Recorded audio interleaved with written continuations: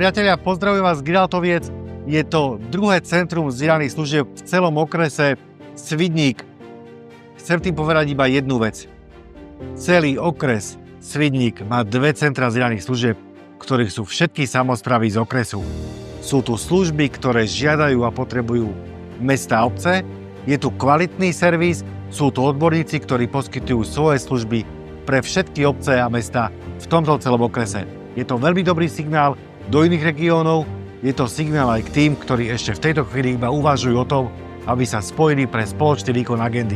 Ja chcem veľmi pekne poďakovať pánovi primátorovi z Giraltoviec, Pálovi Tpuríkovi, pretože aj jeho silné presvedčenie, aj silné argumenty potvrdili, že sa oplatí ísť do projektov, ktoré sú udržateľné, ktoré sú užitočné a Giraltovce sú tak nie iba strechou pre odbornosť, ale aj prirodzeným miestom, kde pôjdu aj ľudia z iných samospráv, iní starostovia, preto, lebo tu vedia, že o nich dobre postarané vďaka kvalitným odborníkom, vďaka kvalitnej agende. Pán primátor, ja veľmi pekne ďakujem, pretože toto nebola jednoduchá cesta, ale má to úspech, ktorý bude inšpiráciou pre mnohé ďalšie regióny. Ja samozrejme veľmi pekne ďakujem pánovi štátnemu tajomníkovi za nesmiernu podporu a ten entuziazmus.